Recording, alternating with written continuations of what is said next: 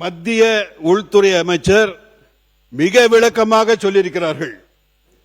50% உயர்வு என்று வரும்பொழுது 59 சீட்டு, இப்ப இருக்கிற 39 சீட்டு முடிச்சிடுறேங்க.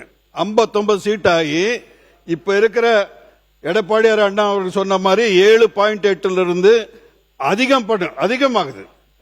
அதனால குறைவாக போறதில்ல.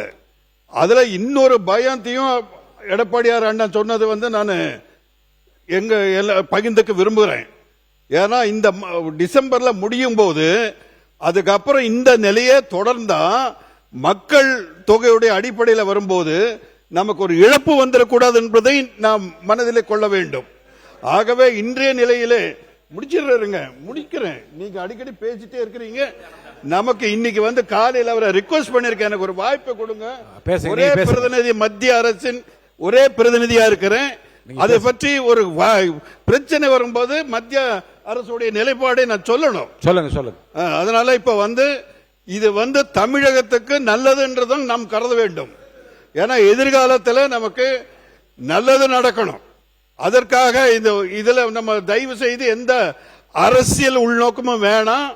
நமக்கு இப்ப 50% ஆகும்போது 59 உறுப்பினர்கள் வருவார்கள். ஏற்கனவே இருக்கிற பெர்சன்டேஜ் 7.8 இருந்து அதிகமாக நமக்கு கிடைக்கும். அந்த வாய்ப்பை நல்ல முறையிலே நாம் பயன்படுத்திக் கொள்ள வேண்டும் என்பதை மட்டும் சொல்லுங்க. நீங்க அப்புறம் சொல்லுங்க. மத்திய உள்துறை அமைச்சர் அவர்கள் விளக்கமாக சொன்னதை இந்த சபையிலே நான் பகிர்ந்து கொள்கின்றேன். நன்றி பேரவைத் தலைவர் அவர்கள்.